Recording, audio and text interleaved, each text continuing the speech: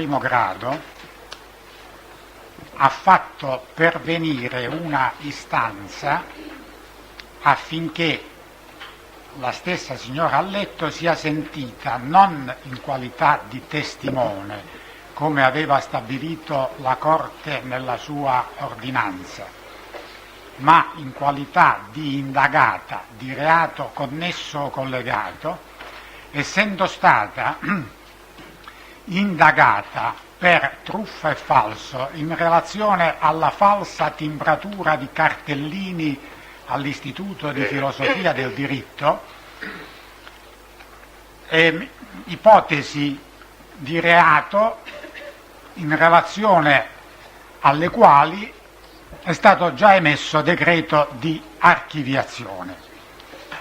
Però si dice, in conformità alla giurisprudenza della Suprema Corte, secondo cui il decreto di archiviazione, non essendo una pronuncia definitiva, perché il processo può sempre essere riaperto, non costituisce, non elimina la qualità di indagato della persona, quindi si dice ascoltatela ai sensi dell'articolo 210. Vorremmo sentire il parere delle parti su questo punto. Diciamo che il testimone poi. Presidente, abbiamo sempre detto che noi siamo per il più ampio contraddittorio. Ci rendiamo conto di questa situazione, ma ci rendiamo anche conto della evoluzione che ha subito ormai il diritto processuale penale, soprattutto a seguito della nota sentenza della Corte Costituzionale che ha deciso sul 513 e soprattutto poi con la introduzione nell'articolo 111 della Costituzione di quella norma che ormai diventa diciamo così, la piattaforma per tutte le interpretazioni che dovranno essere date. Il processo penale si basa sulla formazione della prova nel contraddittorio delle parti, un contraddittorio più ampio possibile, perché si stabilisce anche la condizione di parità fra tutte le parti. Questo che cosa significa? Significa che laddove bisogna dare una interpretazione, se restringere o meno il contraddittorio, se ampliare o meno il diritto al silenzio che ha l'imputato o che ha l'imputato di reato connesso o l'imputato di reato collegato, noi dobbiamo tenere presenti questi principi fondamentali. Noi siamo per la riduzione massima del diritto al silenzio, perché una volta che è stato introdotto il processo accusatorio nel nostro sistema, noi dobbiamo in qualche modo accettare tutte le conseguenze che ciò comporta. È inutile che io ricordi alla Corte, signor Presidente, me lo faccia ricordare soltanto i giudici popolari, che nel diritto anglosassone l'imputato ha il diritto al silenzio, ma se l'imputato non si vuole avvalere di tale diritto e si siede su quella sedia in cui è seduta oggi la signora Alletto, perché fa una scelta di accettare il contraddittorio e quindi di accettare la cross examination, le domande e le controdomande, deve addirittura dire la verità. Deve addirittura dire la verità. Ora, noi ci avviamo verso questa meta, questo traguardo, ci stiamo avviando con grande difficoltà e la difficoltà ce l'ha fatto rilevare appunto la Corte Costituzionale nel 500, quando ha esaminato il 513, quando ha detto sostanzialmente che l'imputato di reato connesso che fa dichiarazione non contro sé, contro se stesso, ma fa dichiarazione contro altri, deve essere trattato come un testimone. Quindi la Procura Generale? La Procura Generale sarebbe come ha deciso la Corte, Presidente, perché io credo che la Corte, mettendo quell'ordinanza, abbia avuto consapevolezza di quello che scriveva. Ora noi sappiamo che c'è questo provvedimento connesso collegato che non incide sulla posizione di questo processo. Comunque noi vogliamo che la signora Alletto, appunto per rispettare il più ampio contraddittorio, risponda alle nostre domande. Certo che, Presidente, che se voi la sentite ai sensi del 210 come reato collegato, allora scatta quella norma, quella disposizione che la signora ha letto la facoltà di non rispondere alle domande, allora noi non realizziamo quel contraddittorio che invece noi vorremmo realizzare. Quindi noi siamo perché la Corte mantenga la sua scelta di sentire l'alletto come testimone ai sensi dell'articolo 197 lettera A. Grazie. La parte civile? Pochissima considerazione, signor Presidente. In sostanza noi ci rimettiamo alla Corte nella decisione, non vogliamo entrare in questo momento nella discussione, sia pure interessante, prospettata dal Procuratore Generale Marini, perché in questo caso a noi interessa semplicemente che la verità sia raggiunta il più ampiamente possibile con i maggiori margini di sicurezza. D'altra parte non ci sembra che questa circostanza sia determinante ai fini del decidere, perciò ci rimettiamo alla Corte. Difensori? La difesa Scattoni si rimette alla Corte. La difesa Ferraro si rimette alla Corte. La difesa di Parota? Si rimette alla Corte. Difesa Romano? Si rimette alla Corte. La Corte, rilevato che le ipotesi di reato in relazione alle quali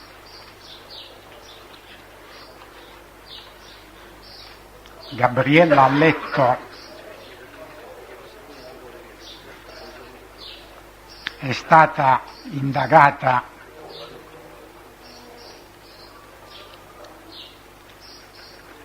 e poi prosciolta con decreto di archiviazione del GIP.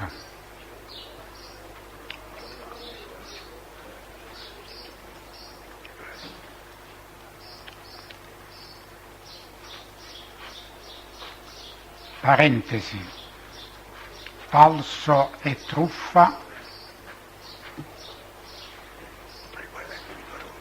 in relazione alla timbratura dei cartellini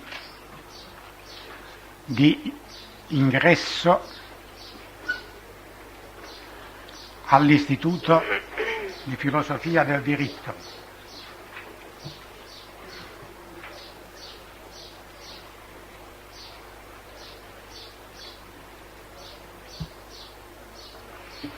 Non appaiono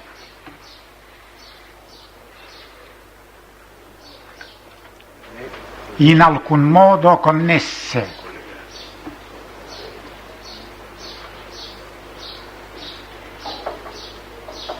né collegate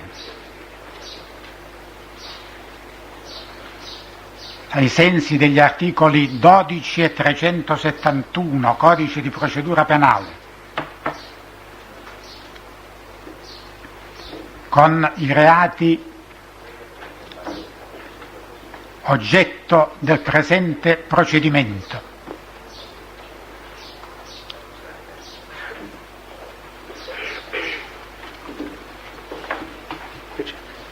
e che perciò manca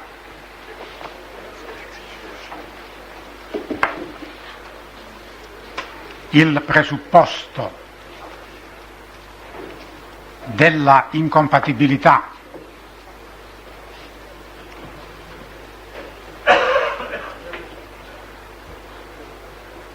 prevista dall'articolo 197 Codice di procedura penale,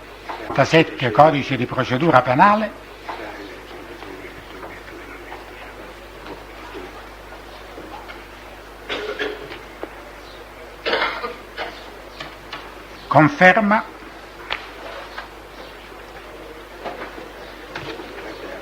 il provvedimento di audizione della stessa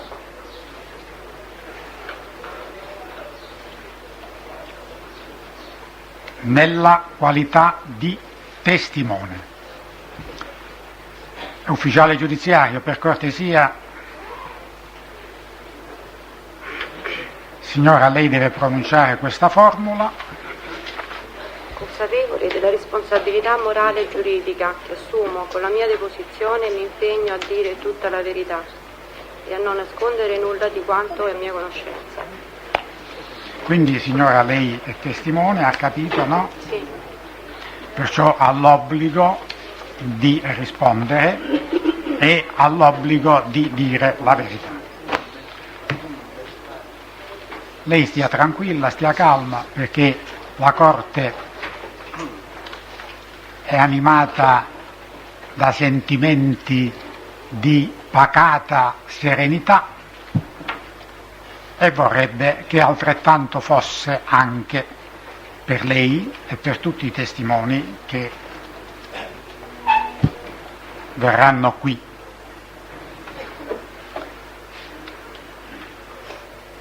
È inutile che io ricordi l'ordinanza della Corte, secondo cui l'esame della teste deve essere rigorosamente circoscritto alla circostanza indicata nell'ordinanza stessa. Quindi, per cortesia, non fatemi domande che esulino da questa circostanza, perché altrimenti mi costringete a respingerle sistematicamente con inutile e dannosa perdita di tempo per tutti. Senta signora, lei faccia uno sforzo di memoria. Lo so, a distanza di 3 anni la cosa non è facile, e cerchi di riandare col pensiero al momento in cui lei si è avvicinata per poi entrare alla porta dell'Aula 6 quel giorno 9 maggio del 97. Che cosa ha visto, che cosa ha fatto? Le persone che stanno in istituto hanno le più varie mansioni, c'è chi viene per studiare, per fare delle ricerche, quindi l'istituto è alla mercé di tutte le persone che possono interessare ai loro argomenti per venire in istituto, cioè le ricerche, gli esami, la didattica, per cui essendo così tante persone che passano in istituto ed avendo sono tutte quante diverse, io non, ritornando a quella mattina e percorrendo la giornata passo per passo di quella mattina.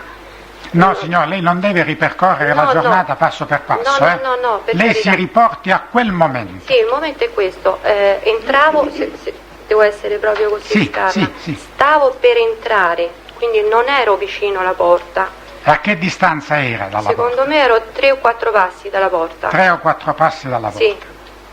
Venivo allora? dalla sala cataloghi. Usciva una persona vestita di nero, alta, Di sesso maschile. di sesso maschile. Lei è sicura di questo fatto, cioè che uscisse questa persona? Ne sono sicura perché l'ho vista di spalle.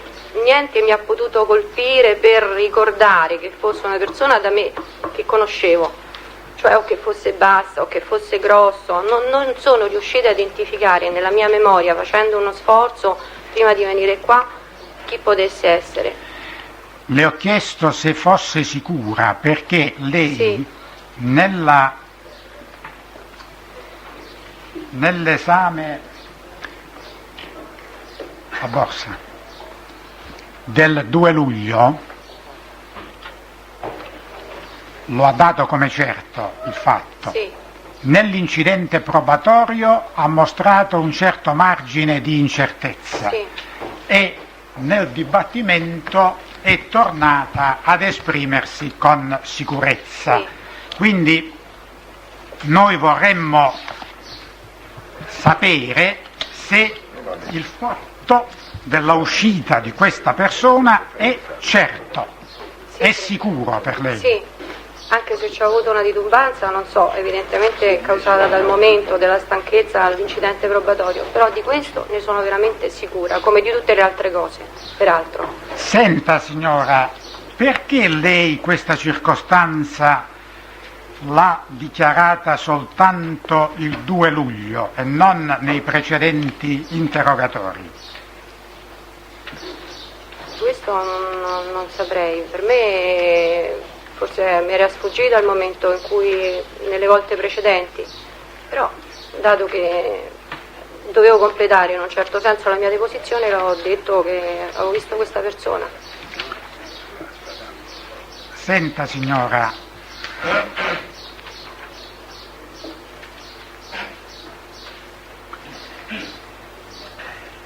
il 2 luglio, appunto alle ore 18, lei ha reso la sua deposizione.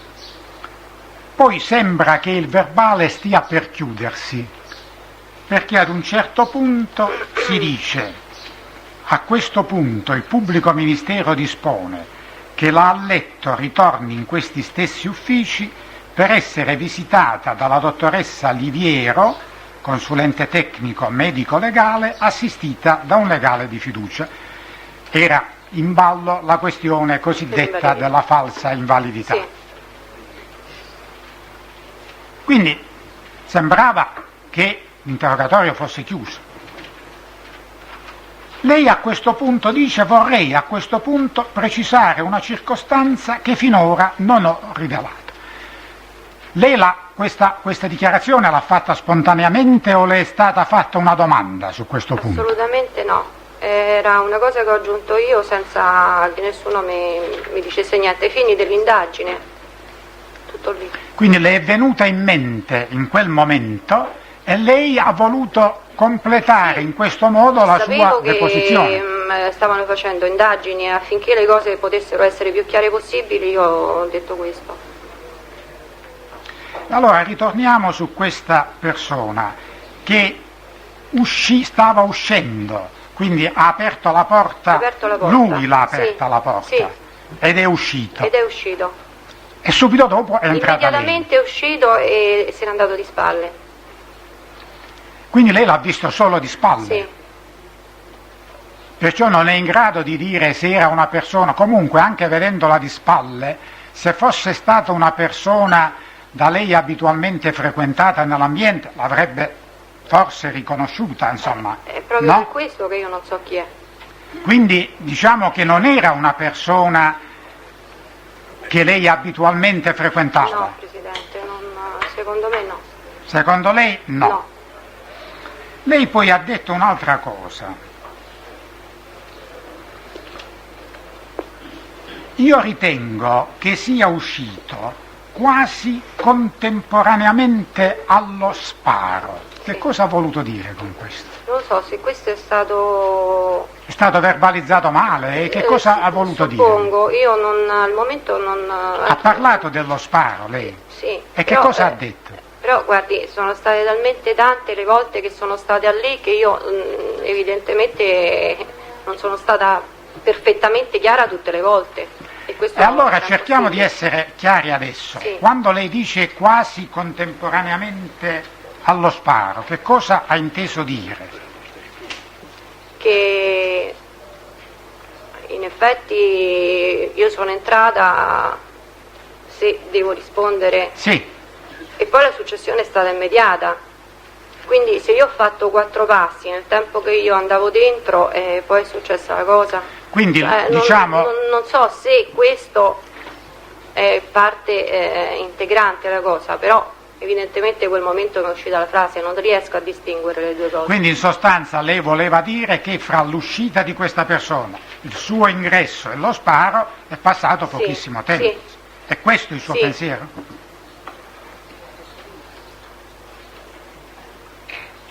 Quindi lei non è assolutamente in grado di dare altre indicazioni per la identificazione di questa persona? Purtroppo no, Presidente. Ma è sicura che è uscito da quell'aula? Sì, Presidente. Procuratore Generale, a domanda. Presidente, proprio agganciandomi a questa sua ultima domanda, visto che non è stato quantificato il tempo trascorso fra il momento in cui la signora Alletto vede questa persona uscire dalla porta e poi il momento in cui lei entra e sente lo sparo, vorrei far rilevare alla Corte che la signora Alletto aveva già risposto a questa domanda nel corso dell'incidente probatorio, rispondendo proprio ad una domanda dell'avvocato Vannucci, ed ha quantificato anche il tempo, se così si può dire.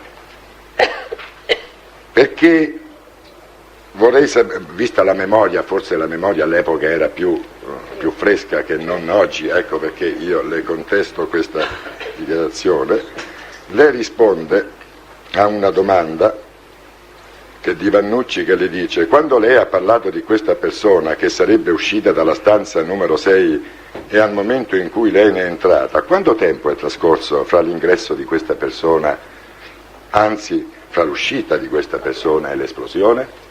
E lei ha detto chiaramente: il tempo che questa persona uscisse e che io entrassi, direi una frazione di secondo, insomma, un po' di più. E poi Risponda ancora al telefono, al microfono, signora. al microfono, signora, guardi per cortesia, si metta vicino al microfono. Era una mia considerazione. No, è una sua. Lui, l'avvocato dice prego, e lei dice non so quantificarlo, però poi aggiunge più o meno, non lo so, le devo dire, pochi secondi, e Vannucci, pochi secondi, non riesce a quantificarli? Lei dice sì, più o meno 5, quindi ha dato una risposta, no? 5 secondi. Sì. Quindi oggi possiamo dire, Signora, in questo momento, risponda alla Corte, la Sì, Corte sì, deve certo. rispondere. in questo momento, signora, che più o meno sono quelli i secondi, quando lei parla di secondi? Io suppongo proprio di sì. Ecco. Allora vogliamo dire che questi 5 secondi possono corrispondere ai 5 passi che lei fa per andare verso Liparota e chiedergli se aveva visto la dottoressa Lipari? Sì. Sì. Tra che entro e lo spazio che dovevo attraversare erano sicuramente qualche metro, per cui avevo bisogno di questi secondi. Quindi quando lei fa questi 5 passi e poi siede all'esplosione, lei aveva visto già Liparota lì presente? Sì. Dobbiamo Dobbiamo precisare che 5 passi è un dato che introduce oggi il pubblico ministero. No, Io posso contare come normalmente si quantificano i secondi partendo da 101. 101, 102, 103, 104, 105. Che mi sembra di aver capito Vabbè, che poi- hanno fatto pochi passi, 5 passi. Poi la Corte apprezzerà 4, 5, 6 passi. Perfetto. La parte civile ha domande? No, grazie. Le difese? No, io non ho finito. Presidente. Ah, non ha finito? Prego.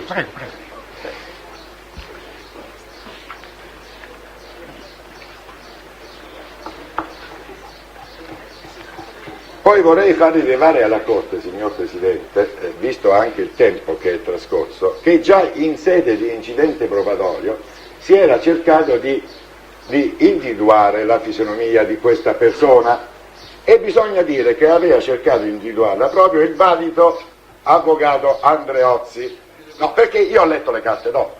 Vabbè, procuratore Ora, generale, lei non deve far rilevare No, niente no, alla no. Corte, lei deve fare domande o contestazioni alla testa. Alla testa.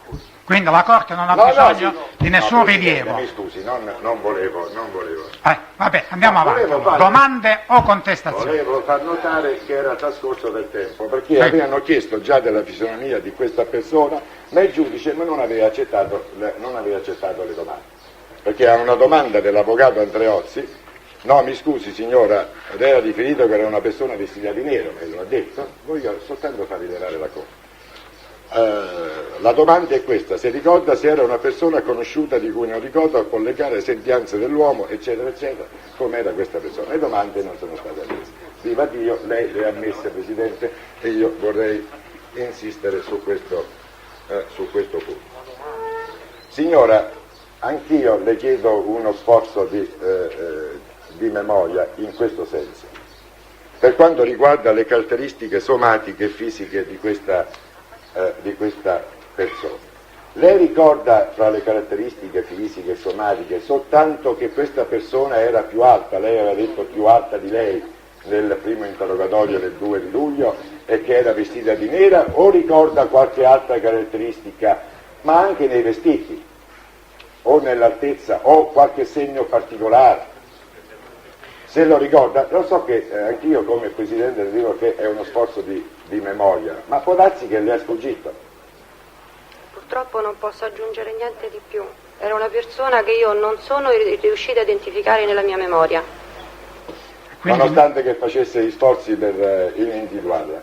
Successivamente a quelle dichiarazioni e successivamente anche poi quando lei è stata sentita in dibattimento, in cui ha detto sono sicura di aver visto questa persona ma non riesco ancora a memorizzare. Ecco, successivamente a questa sua dichiarazione o alla conclusione del dibattimento, lei è tornata a pensarci e ha saputo in qualche modo memorizzare di più di quando non abbia potuto prima. Io avrei voluto memorizzare, ma se non posso... Non è riuscita più a individuarla? No, perché io poi sono sparita dall'istituto, non ho più frequentato niente, nessuno, io non riesco ad afferrare nelle sagome che io ricordo delle persone che lavorava là dentro, che stava in istituto, una persona simile. Senta signora, lei ha riferito un'altra circostanza durante il dibattimento, ha riferito che il giorno 8, quindi il giorno precedente, lei stava andando nella stanza del professor C'è opposizione, Presidente. dall'oggetto di queste testimonianze. Allora faccio la domanda in questo modo.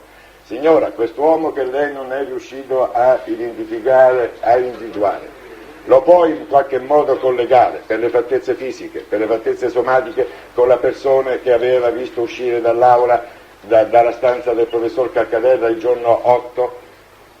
Perché lei ha detto che aveva visto uscire l'Iparota insieme con altre due persone. Nessuna delle tre persone, né l'Iparota né le altre due persone, erano questa persona. Non è riuscito a collegare queste persone? No, lo esclude. Lo esclude. Lo escludo assolutamente. E questo era Queste tre persone io l'ho viste di fronte ed uscivano. Io l'ho visto, ho riconosciuto l'Iparota e anche le altre due persone, cioè la terza proprio no, la seconda forse sì, però no, non erano questa persona vestita di nero. Senta signora Alletto, lei ha mai ricollegato la presenza di quest'uomo nell'aula assistenti, dalla quale ha visto uscire, pochi attimi prima che lei rientrasse, con la presenza delle persone che poi vede in quella stanza, cioè di Parota, Ferraro e Scattone? Cioè scusi, non ho capito. Lei ha mai Però si chiede una valutazione. Non è una valutazione. Presidente, allora premetto. Durante l'interrogatorio dell'Alletto nel primo grado, signora, tanto per spiegare anche lei, l'avvocato Gallieri le ha fatto una serie di domande. Tra le varie domande le ha detto se lei, dopo che è uscita da quell'aula e dopo che è andata nella sua segreteria, ma soprattutto dopo le ore 13, Sì. ora in cui lei apprende che c'era stato il ferimento di Marta Russo, Sì. se lei ricollegava questo ferimento, questo evento, al fatto che lei aveva visto in quella sala. Lei aveva detto certo che l'ho ricollegato, sono andato a casa anche e io ero sicuro che il ferimento era dovuto a quel fatto che io avevo visto, cioè che Scattone aveva sparato. Ecco, esatto questo? Allora la domanda mia è logica ed è conseguenziale a questa. Se lei ha ricollegato un momento, per favore, cerchiamo di capire. Cerchiamo di non suggerire le risposte. La premessa deve essere più breve e la domanda secca. Presidente, io l'ho fatta secca la domanda, me la sono anche segnata. Senta, signor Alletto, lei ha mai ricollegato la presenza di quest'uomo nell'aula assistenti pochi attimi prima che lei rientrasse con la presenza delle persone che poi vede in quella stanza, e cioè di Parota, Ferraro e Scattone? Io l'ho fatta secca. Poi avevo fatto anche un'altra domanda. Basta, sentiamo cosa risponde. Però bisogna anche introdurla. perché intendiamoci, collegare. Cioè, lei ha pensato che questa persona fosse in qualche modo coinvolta insieme con gli altri in quello sparo? No, questa è una valutazione che si chiede alla testa e non la possiamo ammettere. Ma è stata ammessa per No, e io non l'ammetto. Ah vabbè, Presidente, scusi. No, ma io ho letto, io ho qui l'interrogatorio dell'avvocato Gallieri. L'avvocato Gallieri che aveva fatto tutta una serie di domande. L'avvocato Gallieri non ci interessa a noi in questo Presidente, momento. allora al pubblico, lei cerca la forma, Presidente. Al pubblico ma non è questione di forma, è questione di sostanza. La teste non può essere chiamata a esprimere un giudizio sul coinvolgimento di questa eventuale quarta persona nel fatto che forma oggetto di questo processo. La valutazione la faremo noi, ma lei non aveva la può fatto una fare la domanda, testa. Presidente, aveva fatto una domanda alla testa molto importante all'inizio, che io pure mi ero appuntata, perché lei ha detto: signora, l'ha introdotta spontaneamente lei questa circostanza o qualcuno gli ha fatto una domanda? Allora da questo deriva tutta una serie di domande che io mi ero preparato e a cui lei ha già avuto delle risposte. Perché se una testa introduce spontaneamente una circostanza, vuol dire che ritiene questa circostanza rilevante. Ma questa è una considerazione, No, avvocato. allora ma si limiti a fare le domande e le contestazioni. Non mi faccia ripetere. Insomma. Allora, Presidente, io la Qui domanda... non stiamo Qui dobbiamo limitarci alle domande e alle contestazioni. Allora la domanda può essere questa: lei ha in qualche modo ricollegato la uscita di questa persona poi con le altre persone che stavano in quella stanza e poi con il ferimento di Marta Russo di cui è venuto a saperlo? Quando lei introduce spontaneamente questa circostanza e dice vi può essere utile, pensava a questo? Vi può essere utile ai fini dell'accertamento della verità? Soltanto Lei questo voglio sapere io. Ha pensato o non ha pensato? Io ho pensato che potesse essere un'informazione in più e basta. Non ha pensato altro. Un'altra domanda: quando lei ha parlato con la sua amica Aurilli per convitarsi e lei ha detto per sfogarsi e per liberarsi del peso della consapevolezza che lei ormai aveva assunto sul Questo fatto... non c'entra con la quarta persona. No, se ha parlato, Presidente. No, non ha parlato. Se ha detto anche, no, non se lo ha ha riferito detto, all'Aurilli no, questa circostanza... non lo ha detto, perché non risulta dalle dichiarazioni... Vabbè, se lo ricorda adesso, Presidente. Se lo dico io, che non l'ha detto. Allora, ricorda adesso... Perché glielo dico io? Perché lo dicono gli atti. Perché la Teste ha sempre dichiarato e ha sempre specificato quello che ha confidato all'Aurilli, che cioè forse era coinvolto Ferraro. Questo ha detto. Sì, Presidente, allora io volevo sapere se per caso... Lo avrebbe detto, perché l'Aurilli è stata assolta dal reato di favoreggiamento, non lo dimentichiamo. Presidente, però io stavo cercando di sapere, oltre ad aver detto queste cose, dal momento che la sentiamo su questa circostanza per la prima volta, e non le è stata fatta nessuna domanda specifica su questo punto, a cui ha risposto, se per caso, quando si è convidata con la Aurilli, le ha raccontato Ho già anche questa detto che non circostanza. l'ammetto questa domanda perché è contrastante con gli atti già acquisiti.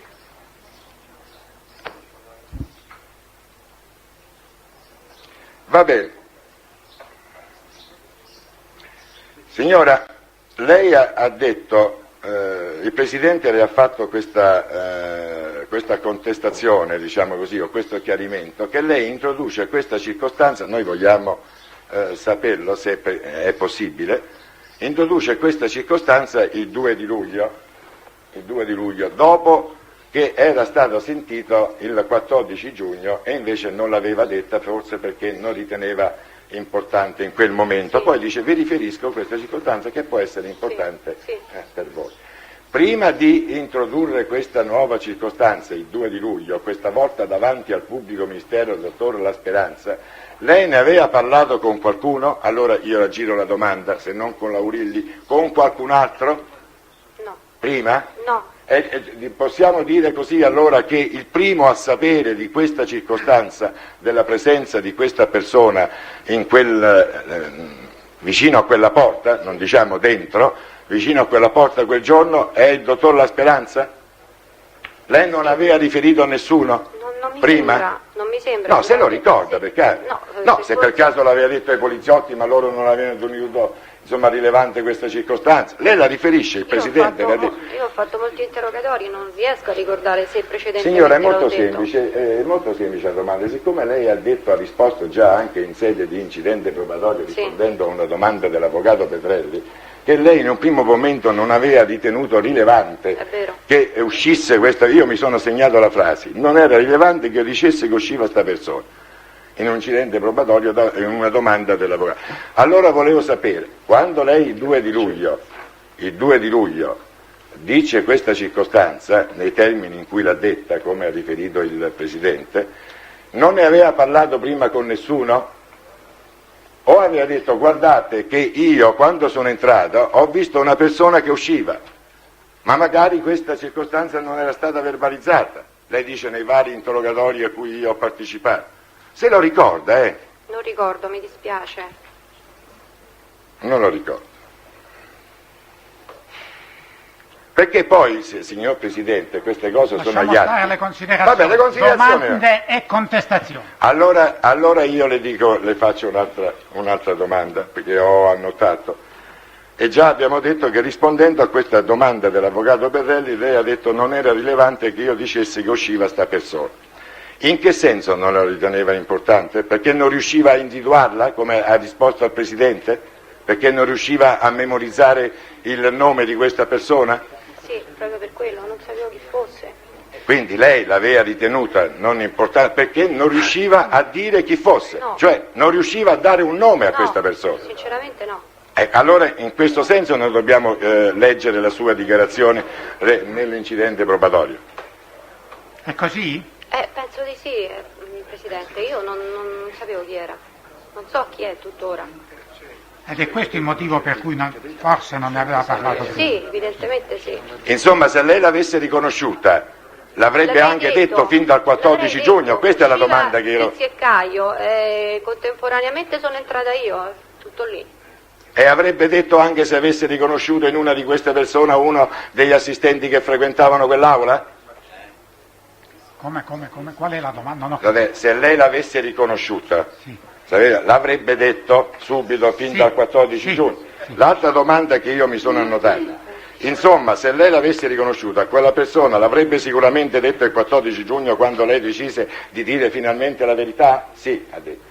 L'avrebbe detto anche se avesse riconosciuto in quella persona uno degli assistenti che lei era solito vedere in quell'istituto? Certo. Certo.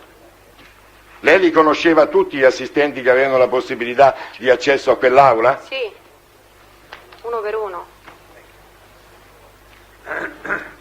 Signora Letto, posso farle una domanda conclusiva, visto che non ha risposto sollecitando al massimo la sua sincerità? Sì. Lei rispondendo alle mie domande oggi, a quelle del Presidente, ha sempre detto la verità, nient'altro che la verità? Sì. Sì. Non ha altro da riferire spontaneamente per No. l'accertamento della verità? No, purtroppo no, vorrei sapere. Grazie. La parte civile non ha domande, le difese. Posso?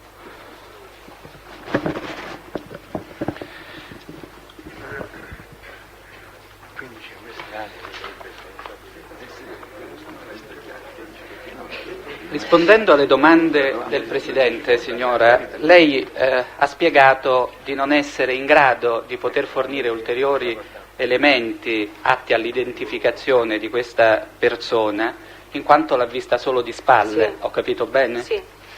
Ecco, io le vorrei contestare che nel verbale del 2 di luglio lei dice una cosa diversa. Lei dice di non essere in grado di visualizzare la fisionomia.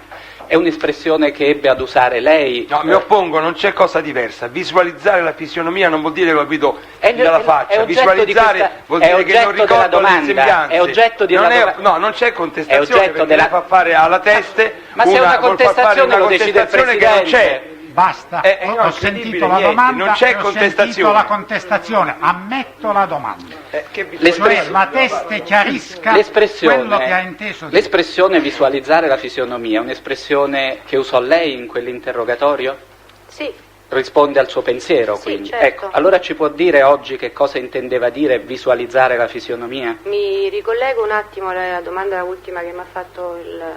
Io preferirei che si ricollegasse al Sì, suo pensiero e nelle basta. nelle persone che io conoscevo in istituto non riuscivo a identificare questa persona come persona che conoscevo perché non era nessuna di loro, perlomeno credo. Se erano 25 persone Quindi per nel nostro elenco dell'istituto e c'erano 25 persone che corrispondevano a certe caratteristiche, quella persona non l'ho potuta riconoscere. Ho capito, quindi per fisionomia lei non intendeva i tratti No, somatici perché non l'ho visto sul viso. e quindi intendeva dire le spalle, la complessione fisica. Poteva essere lei o qualunque altra Io non persona, ero ma di io certo. non... Senta signora, io le ricordo... Adesso che conosco. io le ricordo un altro particolare. Nella prima parte dell'interrogatorio del 2 di luglio lei conferma, dopo averne avuto lettura, l'interrogatorio che aveva reso precedentemente, o meglio il contenuto degli interrogatori precedentemente resi, e dice: al momento non ho nulla altro da aggiungere. Sì. Mi può dare una plausibile spiegazione del perché ancora una volta, pochi istanzi prima, poche righe sopra, nello stesso verbale, lei aggiunge ancora una volta: al momento non ho null'altro da aggiungere? C'è opposizione, Presidente, perché l'ha spiegato pochi minuti fa, era finito l'interrogatorio e adesso alla fine è tornato cosa anche diversa, sottomemoria. perché c'è un'espressione non c'è contestazione, Avvocato, non è vero dov'è che il punto la in Teste cui ha detto dice- cose diverse, sono tutte Al perfettamente momento, coerenti. dove dice, avvocato, dov'è il punto? Sì, e la signora a letto dichiara, dopo il primo interlinea: intendo rispondere alle domande che mi verranno poste. Dopo aver letto le mie precedenti dichiarazioni, le confermo ancora una volta integralmente, controfirmandole. Al momento non ho nulla altro da aggiungere. Sì, al momento, poi le è venuto Sì, in mente no, dopo. L'ha già detto, non è una Vabbè, la contestazione. domanda è inutile, avvocato, andiamo Vabbè, avanti. le volevo soltanto ricordare che aveva fatto questa precisazione. Io le volevo fare questa domanda. Lei per entrare nella sala assistenti ha detto che veniva dalla sala cataloghi. Sì. Se non vado errato, la sala cataloghi si trova dalla parte opposta del corridoio rispetto alla sua segreteria. Sì. Lei ricorda in che senso si apre la porta della sala assistenti? Se verso l'interno o verso l'esterno? E, Dall'interno. quale delle due ante è fissa e quale delle due è mobile? Dall'interno, aprendo, si apre in questo modo qui, mi sembra. Quindi si apre e la verso persona l'interno. usciva così. Quindi si apre dall'interno, però non ci aggiurerei perché... È così, signora, lei ricorda bene. Allora io le volevo far presente quella che io ritengo essere una contraddizione. Se lei veniva dalla sala cataloghi, chi usciva dalla sala Sì, ma assistenti? si è diretto in questo modo qui. Inevitabilmente E quindi io non- apre la porta esponendosi alla vista di chi viene dalla parte pesa opposta. moltissimo. La porta pesa moltissimo. Il peso della porta, signora, è un dato che mi pare Sì, non appunto, c'entri allora nulla le con la sto visibilità. dicendo che aprendo in questo modo qui lui è uscito No, in allora, questo senso, se- al senso opposto al mio. Allora, precisiamo la domanda. Cioè, l'avvocato dice, se lei veniva dalla sala cataloghi, Sì, questa persona ha aperto la porta che si apre verso Dall'interno. l'interno. Quindi doveva, dice l'avvocato, darle il viso. no. Inevitabilmente. Mi ha dato immediatamente le Le ha spalle. dato Si è girato. immediatamente, quindi si è Subito. girata dall'altra Si è girato. parte. Immediatamente. Si è girata dall'altra parte. insomma, avvocato. Oh, la porta come si apre, signora? L'ha già detto. Avvocato, io l'ho detto dall'interno, Sì. mi sembra di ricordare dall'interno. È una porta che è munita di una molla di ritorno? Presidente, c'è opposizione su Non- questo. non Sulla parte Avvocato, organolettica sulla- della porta Sì, mi pare no, che siamo questo eccessivi. Non rientra nell'oggetto della No, sono dei testimonianza. particolari che servono. No, non rientra nell'oggetto della testimonianza. Ci sono state ispezioni a tutto andare. Quindi Sì. sappiamo come si apre e come si Ma chiude la porta. l'oggetto della mia domanda. No, avvocato, La respingo domanda, la domanda. la domanda è un'altra, era solo la premessa per fare un'altra domanda. Siccome lei ha parlato di una contemporaneità tra un'uscita e un'entrata, siccome quella porta, come risulta da numerose ispezioni, è dotata di una molla, quando lei entrò attraverso quella porta, la porta si era già chiusa o era ancora aperta? Riesce a ricordare questo particolare? Sinceramente non lo ricordo. Non riesco a ricordare questa cosa. Senta, ricorda se la persona che lei ha visto aveva qualcosa in mano? Una valigia, una borsa? L'ho visto di lato che fuori usciva dalla porta, quindi ho visto la sagoma, ho visto la persona molto alta, però non so chi fosse. Né Quando- se c'aveva cose in mano. Quando lei dice molto alta Sì. o più alta di me, è in grado di dare un contenuto più preciso a questa valutazione? Se la devo dare sull'1,80.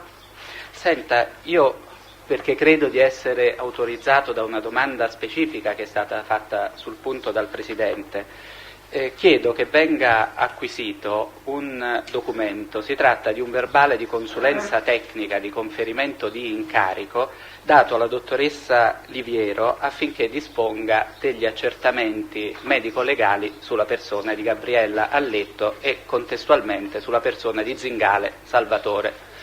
Si tratta di un verbale di consulenza tecnica di un incarico conferito guardi, avvocato, che io non ho fatto nessuna domanda su questo argomento. La prevengo, non ritiriamo fuori la questione della falsa invalidità, perché la Corte non intende avere nessun documento su questo punto. No, ma io volevo precisare soltanto un particolare, Presidente. Io non ho fatto nessuna domanda, quindi se ha domande da fare alla testa le faccio, poi le produzioni documentali le facciamo eventualmente dopo. Sì, allora, siccome proprio nel contesto di quell'interrogatorio il pubblico ministero dispone che Alletto torni in quegli uffici per essere visitata dalla dottoressa Liviero, assistita da un medico legale di fiducia, questa è la domanda che lei aveva fatto, e lei dice a Alletto: vorrei a questo punto precisare una circostanza. Ora il dato che io chiedo che la Corte acquisisca è che questo verbale di incarico risale al 28 di maggio, cioè ad alcuni giorni prima dal giorno in cui sembrerebbe che il pubblico ministero dispone l'accertamento,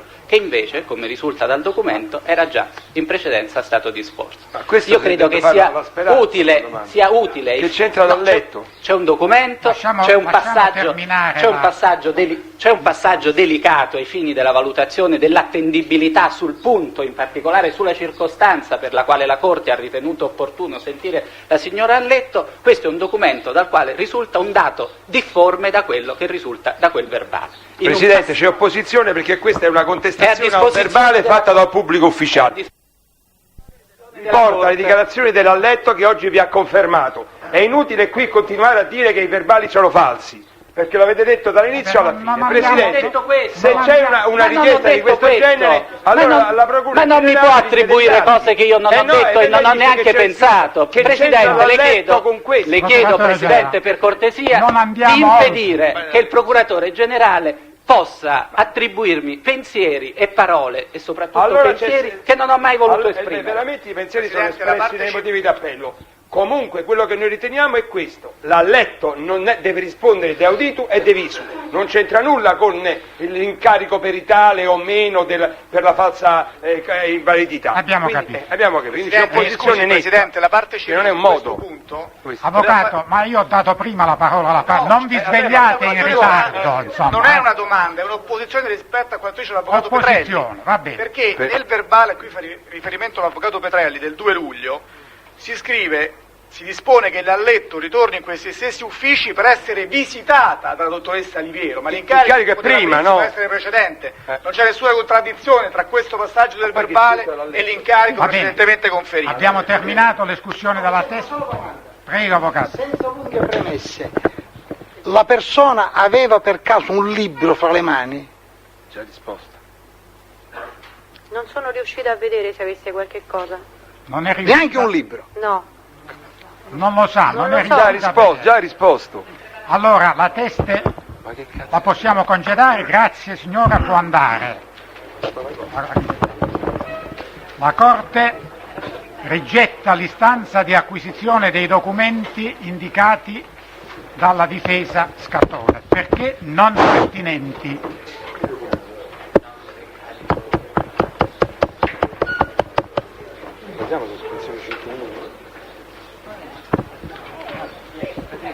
Presidente, chiedo scusa.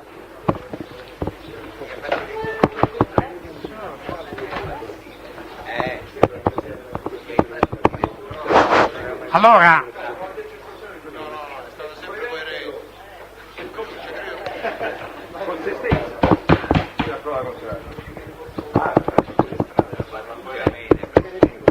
ci hanno sabotato, Presidente.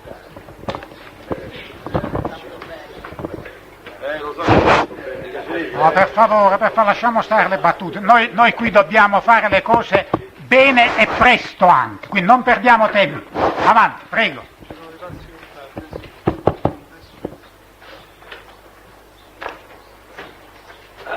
Prego, voleva la parola? No, Presidente, rinuncio, grazie.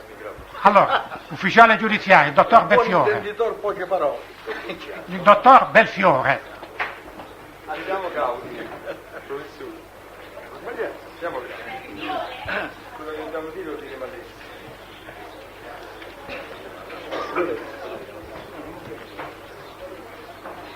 Fabio.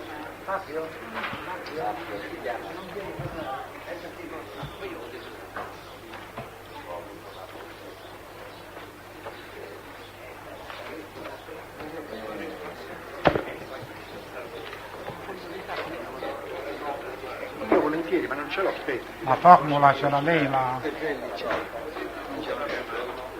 Prego, dottor Belfiore, si accomodi. Dottor Belfiore, legga ancora una volta la formula. Sì. Consapevole della responsabilità morale e giuridica che assumo con la mia deposizione, mi impegno a dire tutta la verità e a nascondere nulla di quanto è a mia conoscenza. Allora voglio fare una premessa. I funzionari di polizia saranno sentiti non solo in relazione a questo punto, ma anche in relazione ad altri argomenti che non sono stati approfonditi nel processo di primo grado e che nella ordinanza della Corte si menzionano sia pure in maniera generica. Quindi io sin d'ora prego tutte le parti poi, quando faranno le domande, di tenersi nei limiti degli argomenti che la Corte solleverà ponendo le domande ai testi. Dottor Belfiore, lei ha già reso una deposizione sia in primo grado sia davanti alla Corte d'Assise d'Appello. Lei non ha raccolto le dichiarazioni di Alletto del 2 luglio che sono state raccolte dal dottor Giannini. Ecco, volevo sapere, è stato informato di questa dichiarazione dell'Alletto circa questo cosiddetto quarto uomo che sarebbe uscito dall'Aula 6 mentre lei si accingeva ad entrare? Sì, l'ho saputa la circostanza di questo nuovo elemento che era venuto fuori. Da chi l'ha saputa? Dal collega Giannini, perché non so se in quei giorni io fossi in ufficio o stavo fruendo di qualche giorno di concedo, questo non lo ricordo, però se ne parlò appena feci rientro in ufficio, se ero fuori sede. E comunque mi ricordo perfettamente che c'era la circostanza di questo particolare, quest'altra persona. Facemmo qualcosa, pochissimo si poté fare perché gli elementi erano veramente molto molto labili e mi ricordo che il collega Giannini comunque fece una serie di accertamenti per vedere se si poteva tirare fuori qualcosa. Mi sa dire che tipo di accertamenti fece? Poiché in qualche modo mi spiegò, e questo potrà confermarlo il collega dopo, questa quarta persona necessariamente, nella nostra almeno idea, che in quel momento era l'idea prevalente dopo tutto ciò che era accaduto, doveva essere in qualche modo, poteva essere in qualche modo collegato allo scattone. Per cui vennero... collegata all'Istituto di Filosofia? Scattone. A Scattone. Cioè, Scattone come soggetto, diciamo. Venne esaminata l'agenda di Scattone, vennero tirate fuori tutte le persone, si presumeva fossero in contatto con Scattone e furono verbalizzati, perché fu chiesto a loro, io non so se ne ho fatte di queste verbalizzazioni, però conoscevo l'iter delle indagini, e vennero sentite queste persone e ovviamente si cercava di tirare fuori qualcosa, se qualcuno di questi era lì quella mattina, in qualche modo l'avesse accompagnato, eccetera. Ma non venne fuori nulla, almeno questo ricordo così a me. Quindi gli elementi che voi avevate a disposizione erano troppo vaghi, generici e pochi per poter arrivare ad una identificazione, anche per poter indirizzare le ricerche in un determinato senso. Lei ha detto persona forse collegata con Scattone, però poteva essere chiunque, insomma. Certo, ma non solo.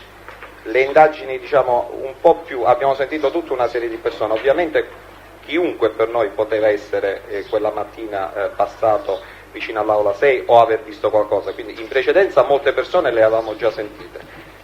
Dopo so che è stato fatto quest'ulteriore, una volta uscita fuori la notizia che poteva esserci ancora un'ulteriore persona, è stato fatto un ulteriore tentativo su quei labilissimi elementi che avevamo, ma non portò a nessun risultato. Dopodiché voi avete abbandonato non queste si poteva fare null'altro.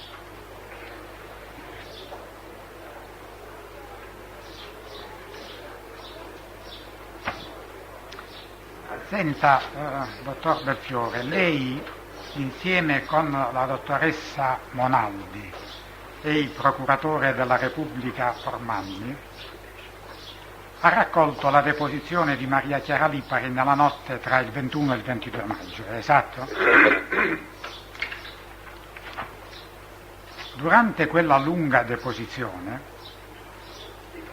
la Teste identificò in Liparota e a letto 2 persone presenti nell'aula 6. Lo ricorda? Certamente. Ecco, la mia domanda è questa. Liparota e a letto erano già entrati nell'ambito delle indagini, sia pure non come indagati ma come persone che potevano sapere qualcosa dei fatti? Sì, signor Presidente, perché noi cercavamo di capire qualcosa su quanto accaduto il 9 maggio all'Università La Sapienza. Ovviamente abbiamo battuto tutte le piste a 360 gradi. Eravamo partiti, come lei ben sa, da un'agenzia di pulizie, una ditta di pulizie, la Pultra, e accertamenti che non ci portarono a ottenere nessuna prova in relazione all'omicidio, ma nell'ambito di queste indagini venne fuori un'intercettazione, da un'intercettazione venne fuori un nome di un soggetto che lavorava all'interno dell'università, Zingale, laureato, che aveva girato in vari istituti della Sapienza. La mattina del 21 maggio, credo fosse la mattina del 21 maggio, insomma nell'ambito della giornata del 21 maggio, esatto, sì. Contestualmente ricevemmo la notizia dalla polizia scientifica che sulla finestra dell'aula 6 erano state raccolte delle particelle, però io ebbi, parlando con Liparota, seppi che Zingale aveva lavorato mi pare sia l'istituto di diritto privato, che era immediatamente, all'epoca era immediatamente successivo ai locali di filosofia del diritto. Per cui feci 2 righe di annotazione come notizia presa così in maniera confidenziale, notizia che però venne poi, ricordo, verbalizzata dal collega Saladini della squadra mobile in un altro interrogatorio di Liparota nel pomeriggio. Mi pare che lo stesso Liparota nel pomeriggio o nella tarda mattinata confermò a verbale che come notizia, ma non era niente di particolare, intendiamoci, come notizia, che Zingale lo conoscevano perché aveva lavorato. E poiché cercavamo ancora di capire qualcosa, perché su Zingale avevamo fatto tutta una serie di accertamenti, ma non eravamo venuti a capo di nulla, si estendeva sempre più il raggio delle conoscenze, perché noi come metodo investigativo in quel momento cercavamo di mettere più telefoni sotto, più microspie se ci riuscivamo, in attesa di sentire qualcosa smuovendo l'ambiente. Non si poteva fare altro. Se arrivavano notizie confidenziali le accertavamo, davamo sfogo a tutta l'attività e a tutti gli accertamenti che potevano essere svolti. Però prima ancora della svolta, diciamo, che ha avuto l'indagine per quanto riguarda l'aula 6 di filosofia del diritto, noi in quel momento, cioè fino al 21, eravamo concentrati sulla figura dello Zingale, che poi verrà abbandonato perché nonostante la perquisizione abbiamo rinvenuto veramente una marea di armi ed altra roba, e poteva essere un soggetto in qualche modo, se avessimo voluto, come purtroppo si è letto molto in alcune carte di questo processo, se avessimo voluto trovare un colpevole a tutti i costi e non ci fossimo attenuti, cosa che abbiamo fatto, e glielo dico con la massima coscienza e onestà mentale, a certificare quello che i testi ci raccontavano, noi avremmo potuto sicuramente pigiare la mano sullo Zingale, perché lo Zingale è un soggetto particolarissimo, A casa di Zingara abbiamo trovato di tutto, collimava perfettamente la sua figura con una persona che avrebbe potuto compiere un omicidio così particolare. Ma noi in maniera estremamente professionale abbiamo cercato di capire tutto, di risolvere ogni difficoltà, ogni contraddizione che poteva venire fuori da questo soggetto, ma fino al 21, ripeto, al di là dei soci della società di pulizia Pultra che avevano queste armi giocattolo leggermente modificate, cioè, e non eravamo arrivati da nessuna parte, al di là di qualche notizia che ci veniva dato e noi accertavamo niente, quindi niente. Va bene, questo abbiamo capito. Allora veniamo adesso al cuore della domanda, cioè all'informativa, o meglio all'informativa, alla richiesta di intercettazione telefonica del 21 maggio. Il 21 maggio c'è una richiesta firmata dal dottor Bulpiani su un'annotazione del dottor Del Fiore. Sì. Cioè voi chiedete di sottoporre a controllo i telefoni di Liparota e di Alberto. Perché facevamo questo ragionamento? Si sono saltati. Come? Ma si sente? No, perché se no non viene registrata la domanda, come è importante? No, in cuffia funziona, viene registrato, solo che non si sente. E vabbè, pazienza. Dovrebbe parlare più vicino al microfono.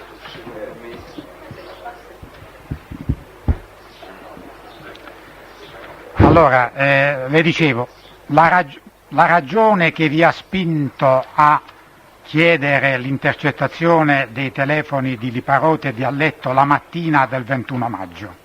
Era questo, signor Presidente, vedere se, poiché l'omicidio, lo sparo era nel dialetto che faceva ADU, praticamente tra gli istituti di filosofia del diritto e giurisprudenza, comunque giurisprudenza dall'altra parte, e poiché c'era questo discorso sullo Zingale, che era uno che è appassionato di armi, effettivamente si parlava della sua passione, aveva lavorato anche in quell'istituto, essendo, come dire, persone più o meno della stessa qualifica, perché Liparota, pur essendo laureato come il laureato Zingale, svolgeva le mansioni di usciere, insomma, l'Alletto era un'altra impiegata, si conoscevano e abbiamo messo come ipotesi investigativa questi telefoni per vedere se usciva fuori qualche conversazione utile al proseguo delle indagini. Quindi in sostanza questa intercettazione dei telefoni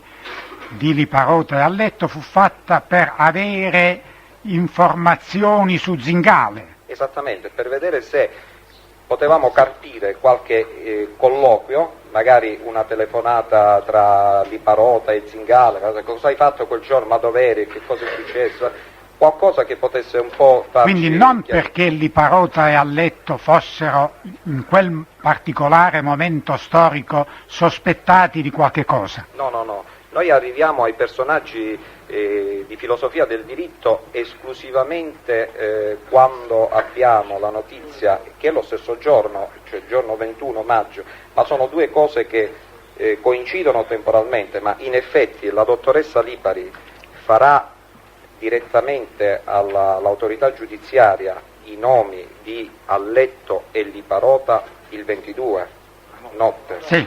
Quindi è vero che siamo in due date estremamente prossime, contigue, ma la richiesta di intercettazione telefonica su Liparota e Alletto nasce da tutt'altra cosa, nasce da Zingale. Noi fino a quel momento l'attenzione l'avevamo concentrata su Zingale, perché a Zingale ci aveva portato un'intercettazione telefonica che era venuta fuori seguendo i signori della Pultra, perché noi navigavamo a vista, facevamo indagini a 360 gradi, però cercavamo di insistere lì dove poteva venire fuori qualcosa. Quindi, ripeto, in quel momento Liparota e Alletto non erano indagati, non erano nemmeno sospettati. Liparota e Alletto, i nomi di Liparota e Alletto iniziano per noi ad avere una grossa valenza, la vera valenza, quando li farà la dottoressa Lipari. Senta, la dottoressa Lipari può avere sentito i nomi di Liparota e Alletto pronunciati in discorsi non suggeriti, la domanda non è questa, perché so che voi non suggerite, ma può la dottoressa Lipari avere sentito questi nomi in discorsi fatti dagli inquirenti? E allora facciamo un passo indietro, così chiariamo bene un altro aspetto. Nel momento in cui la polizia scientifica chiama negli uffici della squadra mobile della DIGOS e ci dà notizia che a loro, secondo le loro capacità professionali, avevano rinvenuto una particella di sparo sulla finestra dell'aula 6, il nostro primo obiettivo era quello di vedere chi poteva esserci quel giorno nell'aula 6 e tutte le persone, di sentire tutte le persone che comunque frequentavano quell'istituto.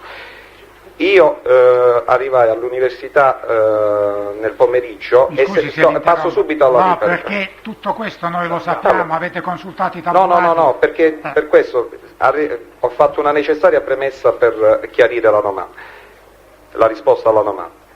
La dottoressa Lipari, sentita subito da me, dalla dottoressa Monaldi e dal collega Giannini, non ricordava alcunché. Ci fu il particolare della telefonata che lei ricordò di aver fatto a casa. In quel momento scattò un meccanismo diverso all'interno probabilmente della memoria della dottoressa Lipari, ma nessuno di noi fece riferimento a Letto, Liparota, Bascio, Urilli, Panattoni e tutti gli altri che lavoravano all'interno dell'Istituto di Filosofia del Diritto, perché noi non se ne sapevamo nulla.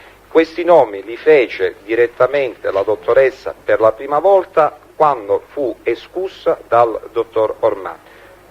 Su questo non ci sono dubbi. Senta, adesso...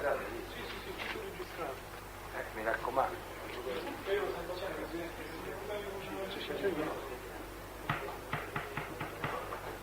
Così è, non gli vennero fatti, no? Mi le dispiace domande le farete dopo. Lei risponda solo alle mie domande. Cerchiamo di vedere alcuni punti del percorso investigativo che vi hanno condotto a Ferraro.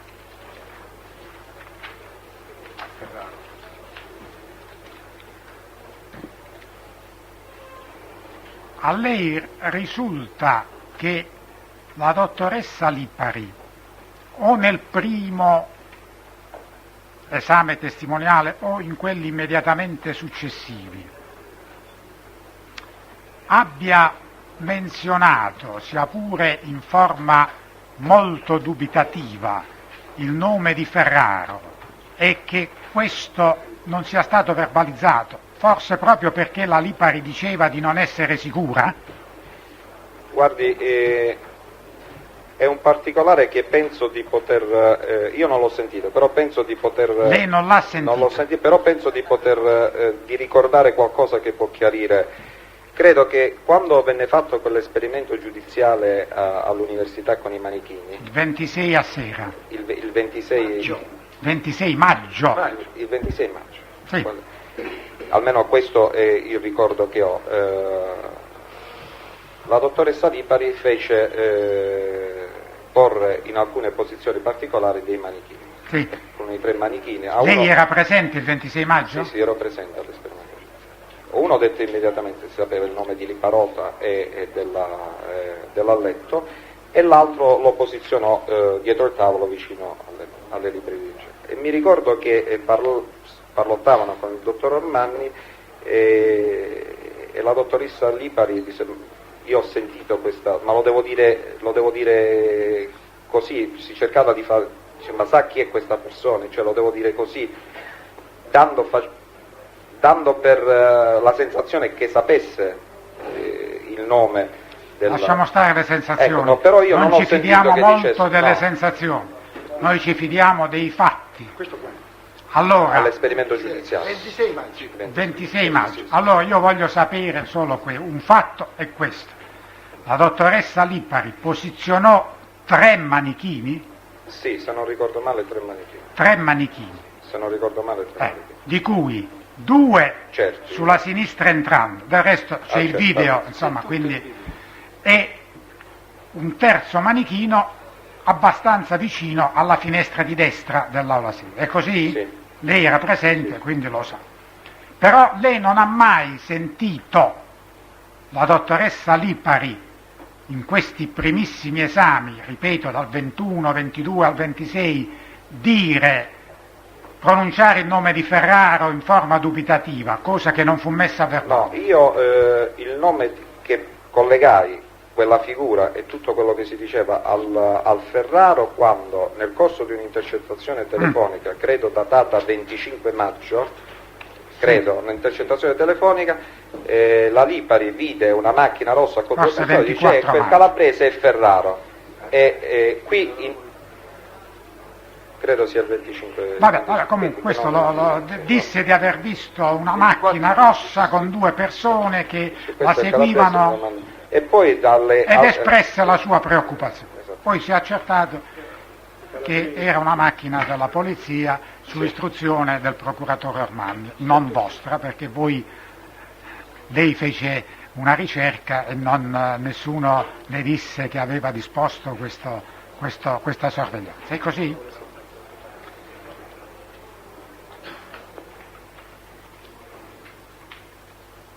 Senta, dottor Belfiore, un altro punto abbastanza rilevante.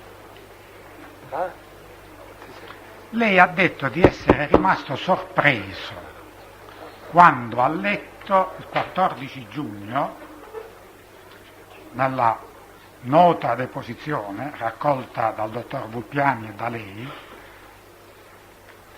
fece il nome di Scattone. Esattamente così, sì. Mi vuole spiegare? Cerco di spiegare. L'indagine era estremamente complessa, nel senso che venivano sentite a ripetizioni numerosissime persone, escusse a verbale numerosissimi testi. A me non era capitato fino a quel momento di escutere a verbale il dottor Scattone. Io probabilmente, questo anzi direi sicuramente, avrò sentito il nome del dottor Scattone, sicuramente avrò anche visto le carte con le quali veniva richiesta l'intercettazione telefonica. Sì, perché apriamo una breve parentesi, sì. Sin dal 6 giugno sì. Il telefono di Scattone era stato posto sotto controllo insieme con quello di Ferraro e della Marcucci. E poi posso spiegare anche perché. Sì, certo. Però io il nome di Scattone non l'avevo assolutissimamente evidenziato per un processo proprio di interesse investigativo, assolutissimamente. Per me Scattone magari, come tantissime altre persone mi avranno fatto i nomi, perché abbiamo messo sotto tantissimi altri soggetti, tant'è che scorrendo le 300 pagine prodotte dalla difesa Scattone, dove ho ritenuto ci siano tantissime inesatte, ci sono delle verbalizzazioni da me fatti che io non ricordo proprio di aver fatto, perché a mente non le ricordavo. Comunque Scattone investigativamente non ci diceva nulla. Ho parlato con i colleghi che hanno redatto anche l'informativa. No, ma lei mi dica la sua reazione in quel momento. È stata proprio così. Quando la signora a letto fece il nome di Scattone, col dottor Vulpiani, il dottor Vulpiani mi guardò, dice, io restai pure così, per me fu proprio un fulmine al cielo sereno, tant'è che per capire chi era Scattone uscii fuori e ne parlai col dottor Giannini. Ma è così, perché io Scattone proprio non... Però lei dice, avrebbe detto a Giannini, al dottor Giannini, ma questo Scattone chi lo conosce? Infatti chiedevo chi era Scattone, cioè come figura... Ma se era stato già posto sotto controllo il suo telefono? Ma tantissimi telefoni. Perché l'avete posto sotto controllo il telefono di Scattone? Scattone era stato posto sotto controllo perché la figura sulla quale ci eravamo concentrati era Ferraro. Scattone viene messo sotto controllo non perché interessa Scattone. Scattone non interessa assolutamente, è lo stesso procedimento logico investigativo che riguardava, come abbiamo detto poco fa, Liparota a letto. Ferraro è soggetto di interesse. Su chi dobbiamo andare a capire qualcosa per vedere se Ferraro ci fa una conversazione, ci parla, si lascia andare a qualche cosa. So una persona che poteva essere vicino a... E chi è questa persona?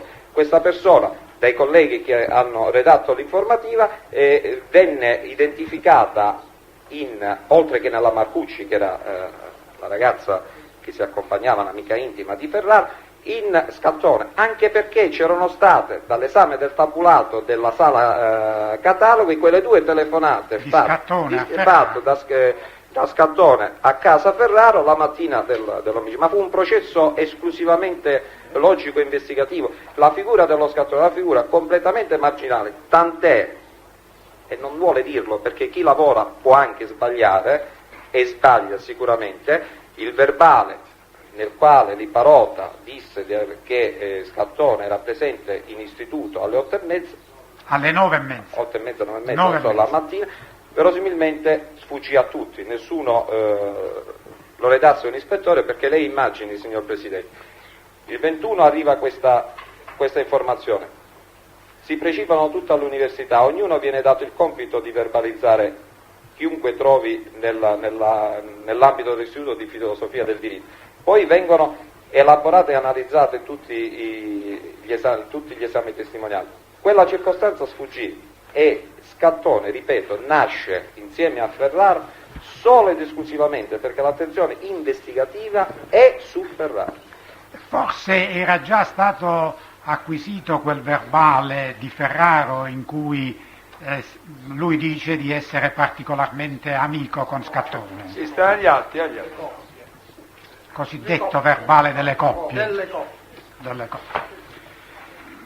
Senta, dottor Belfiore, oltre alla richiesta di intercettazione telefonica a carico di Scattone, vi fu anche una richiesta di acquisizione di tabulati Telecom relativi a quella utenza o a quelle utenze? Non lo so perché non lo so. Ne seguimmo richieste. È comprensibilissimo. Non lo ricordo. È comprensibilissimo.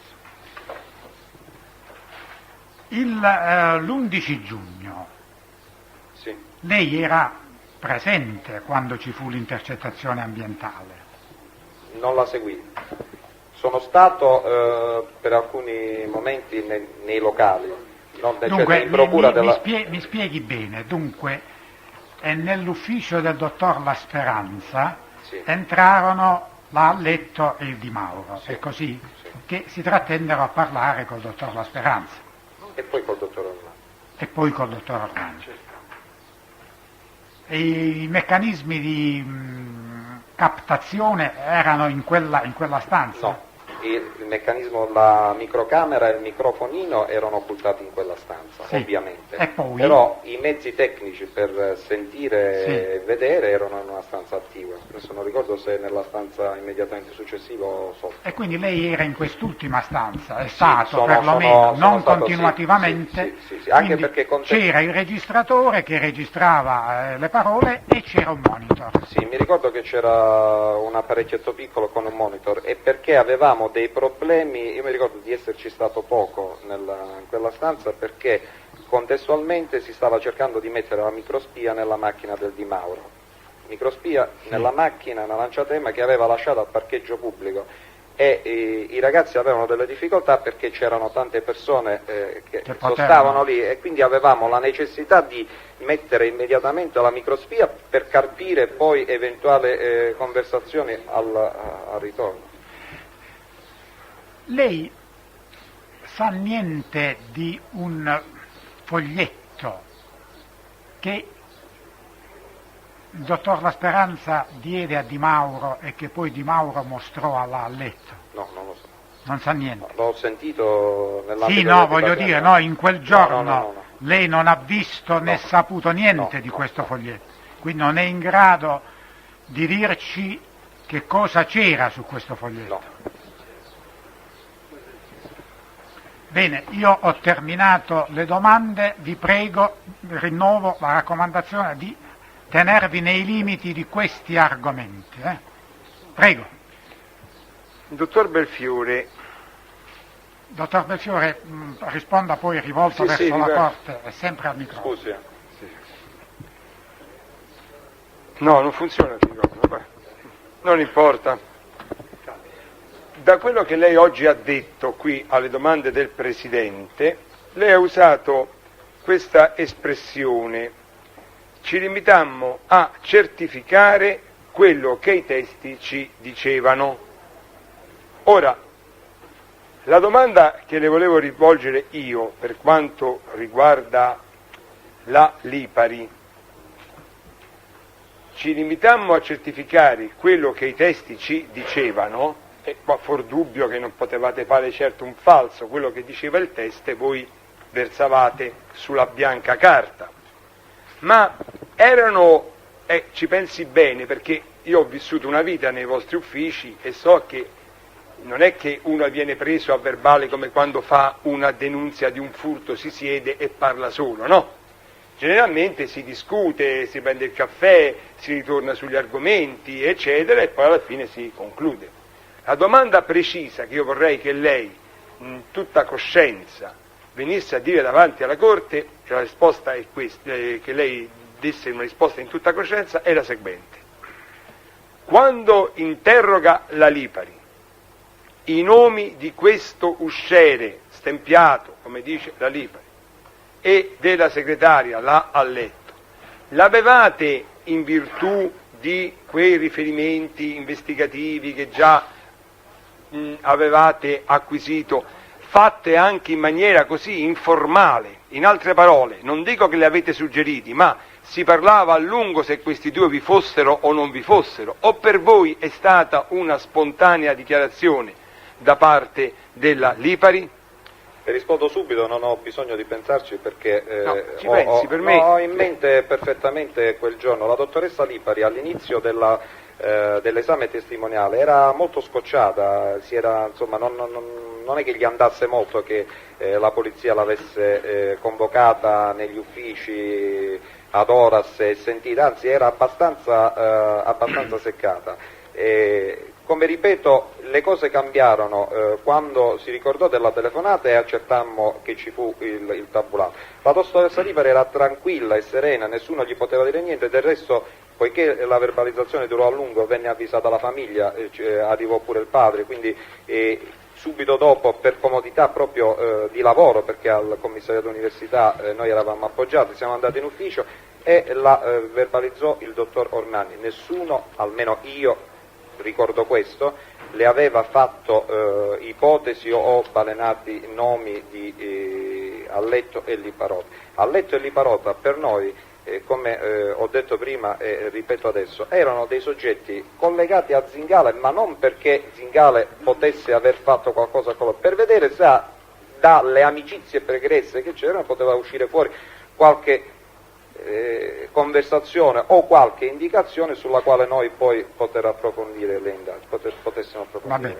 indagini. Dottor Belfiore, c'è un rapporto agli atti della Digos del 12 giugno 1997, in verità mi pare che sia firmato dal questore Vulpiani, ma mi pare che l'ultima riga dice che quelle indagini erano state poi dirette da lei e da Giannini, ci sono le indicazioni. Intini e Giannini hanno fatto, se l'informativa del 12 giugno. Sì, sono i colleghi Intini e Giannini. Intini e Giannini. Allora su questa... è firmata Vulpiani e D'Angelo.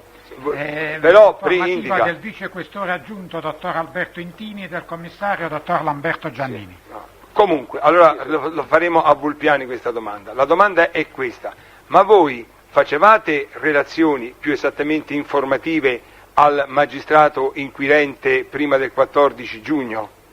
Credo sì, c'è stata una marea di... Una marea. In queste informative avete mai indicato come persona, almeno sotto il profilo del sospetto, come attore dell'azione criminosa, il dottor Scattone? No, ma Scattone è comparso il 14 con l'Alletto per noi a livello di fatto. Lei ha detto che Scattone era già nelle vostre carte, ma come polo di riferimento per Ferraro. Esattamente. Conferma questo punto? Sì, come polo in effetti possiamo senz'altro dire che nella informativa del 12 giugno si parla di 3 persone. Infatti io su questo volevo arrivare. Cioè, io voglio si parla dire, di Riparota, Alletto e Ferraro, non si fa il nome come sospettato di Scattone. è pacifico, però bisogna che la Corte, visto che ha sentito lei, cioè io non avevo bisogno, ma la Corte aveva sentito il bisogno di vederlo, allora voglio dire, è prassi della polizia giudiziaria nascondere al magistrato inquirente l'indicazione, il nominativo di un sospettato? No, per andare per conto suo in maniera autonoma. Non possiamo ammettere una domanda di questo genere. Non nasconda. Allora Presidente, voltiamo. La domanda che facciamo, stiamo ragionando sui fatti. Qui abbiamo un rapporto del 12 giugno dove ci sono 3 indagati o sospettati, che dir si voglia. È prassi della Digos, perché la Digos è una polizia particolare, è molto soft. Se ha dei sospetti su un soggetto, non esternarli al momento del rapporto. Questo è importante, Presidente, perché qui siamo andati avanti su documenti pubblici, c'è un rapporto preciso. Su Scattone c'è solo una cosa, una richiesta di intercettazione. Ma noi non possiamo chiedere se è prassi di non informare il allora, magistrato, no, esatto, e perché no, Presidente? Si è discusso anche in un convegno sull'autonomia della polizia giudiziaria, perché abbiamo paura di sentircelo dire. Io, come vuole lei, Presidente? Signor Presidente, vorrei dire solo una cosa, per chiarezza. In tutta questa indagine, il rapporto con l'autorità giudiziaria è stato pressoché coincidente nei momenti. Le persone che dal 21 in poi hanno iniziato a riferire qualcosa lo hanno fatto inizialmente con l'autorità giudiziaria, quindi non è che all'autorità giudiziaria noi dovessimo dire qualcosa, era l'autorità giudiziaria che era presente proprio quando sono iniziate le deposizioni. La Lipari, che ne dicano, ha iniziato a parlare davanti al procuratore aggiunto della Repubblica a fare i primi nomi e ha continuato a parlare sempre con la magistratura. La Olzai si è presentata direttamente all'autorità giudiziaria, quindi non è che qui noi potevamo tenerci qualcosa per noi, no, assolutissimamente, anche perché la nostra unica preoccupazione per cercare di capirci qualcosa era ottenere intercettazioni telefoniche e ambientali, perché nessuno sentito diceva più di tanto, e se non avessimo fatto tutto in pieno accordo con l'autorità giudiziaria, in sintonia, non avrebbero mai capito la necessità di autorizzare intercettazioni telefoniche o ambientali. Possiamo affermare tranquillamente che queste indagini sono state condotte a stretto contatto di gomito dalla polizia con la Procura della Repubblica di Roma. Su questo non c'è nessun dubbio. Sono contentissimo di questa affermazione che lei, Presidente, fa, tirando le somme di ciò che risulta dagli atti. Un'ultima domanda che mi ha lasciato, perché io ho letto molto le pagine di questo processo, non ho vissuto la fase interessante delle indagini preliminari, ma lei oggi ha ripetuto a una domanda del Presidente una frase, e cioè questa. Il Presidente le domandava: ma lei per caso il giorno in cui fu interrogata l'Alletto, il famoso 11 giugno,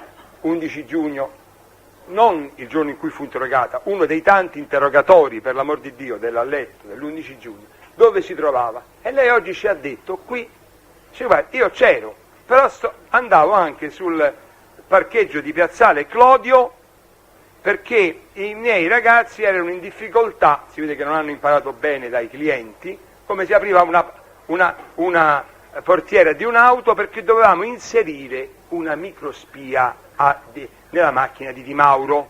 Di Mauro tornava poi con l'Alletto a casa, immagino, penso, no? Sì. La domanda è questa: ma voi, qua lei deve rispondere nella maniera più sincera, cercando di capire il verbo sospettare, in che modo io lo uso, voi tutto sommato, diciamo così, non vi fidavate poi al 100% di Di Mauro, perché se Di Mauro voleva dare una mano, lasciava la sua porta aperta e si metteva d'accordo con i colleghi per mettere nella propria auto le microspie. Lo dico perché è importante la figura poi di Di Mauro. Questo già risulta. Sì, ma io dico, vorrei, su quest'anno che oggi l'ha toccato l'argomento, fidavate fino a un certo punto o totalmente, o perché non collaborò in quel momento? Non so se è chiara la domanda. La domanda è chiara, non ci fidavamo, non perché avessimo dei fatti per i quali, no, a livello così proprio pregiudiziale, volevamo essere certi che tra parenti non nascondessero qualcosa, anche perché come lei ben sa, la signora a letto fino a quel momento e anche dopo è sempre stato un soggetto particolarissimo, diceva, non diceva, cambiava versione, diceva delle cose che non erano possibili perché erano state verificate in maniera differente ed era meglio secondo noi avere più orecchi possibili. Grazie. Nient'altro Presidente, per ora. Difensore di Parti, prego. Dottor Belfiore, lei rispondendo a una domanda del Presidente ha detto che è venuto a sapere di questa circostanza che era stata riferita dall'alletto dal dottor Giannini, che era presente a questo interrogatorio fatto dal dottor La Speranza. Cioè le ricordo che la circostanza di questa persona che esce dalla porta è stata introdotta per la prima volta il 2 luglio alle ore 18 dall'alletto davanti al dottor La Speranza, però, visto lo stretto gomito fra polizia e carabinieri, negli uffici della questura di Roma, ed era presente anche il dottor Giannini. Ora, io ritengo che un investigatore esperto come lei, a leggere questo verbale, ritiene questa circostanza estremamente importante, anche se gliela riferisce Giannini. Ora, io vorrei sapere, quando lei ha preso questa circostanza? Subito dopo? Ho già detto, non ricordo se ero in quei giorni in ufficio, ma penso che avevo qualche giorno di ferie, insomma, quando arrivai immediatamente dopo. Ecco, se non lo ha preso dal dottor Giannini, vuol dire, il dottor La Speranza normalmente quando un pubblico ministero viene a sapere di circostanze rilevanti dispone indagini per la individuazione, l'accertamento di questa persona. No, sono state disposte queste indagini? Sì, ma se le ha curate il dottor Giannini, che potrà essere... Ma sono documentate queste indagini? Credo che siano state trasmesse all'autorità giudiziaria, anzi ne sono certo, una serie di esami testimoniali relativi a quei soggetti estrapolati dall'agenda del dottor Scartone. Cioè che dovevano riferire su questa circostanza? Credo che vennero chiamati questi soggetti per vedere un pochettino se sapevano qualcosa oppure... Dottor Belfiore, mi risponda sinceramente, lei su questa circostanza di questo quarto uomo ha fatto delle indagini? No, io non l'ha ritenuta? Non è che non ne ho fatto, sapevo che c'era il collega che si stava interessando, ma più di tanto... Si stava interessando Giannini? Sì, ma più di tanto non si poteva fare. Ma ne avete parlato poi? Voi giravate a stretto il gomito con l'autorità? Guardi, abbiamo sentito anche a verbale, io mi ricordo, sono state fatte, cercavamo di inventarci qualcosa, a un certo punto, non so da che parte, arrivò una sorta di notizia confidenziale che c'era tale dottor Spanò, un altro assistente universitario, che era calabrese, amico di Ferraro, che quella mattina poteva essere all'università alto, più o meno come lo avevano descritto. Noi rintracciammo questo dottor Spanò,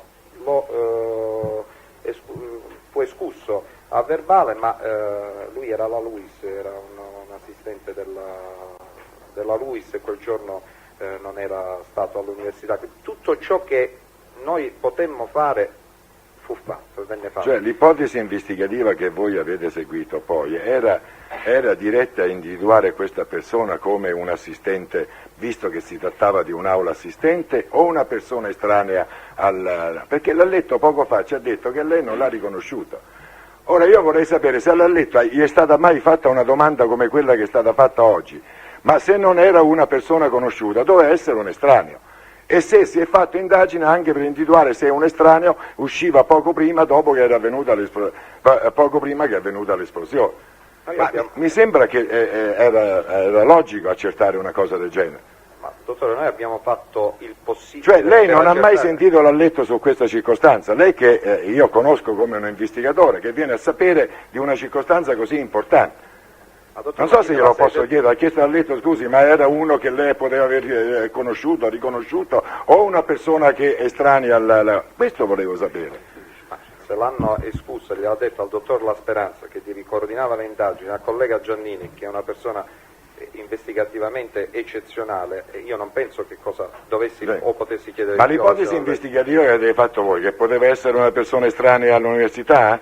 Siete giunti a una conclusione? La conclusione è che nessuno qua dice la verità, che tutti dicono una parte della verità, dottor Marini, e nessuno ci racconta i fatti come effettivamente sono. Sono giudizi miei e il dottor Marini mi ha chiesto se siamo...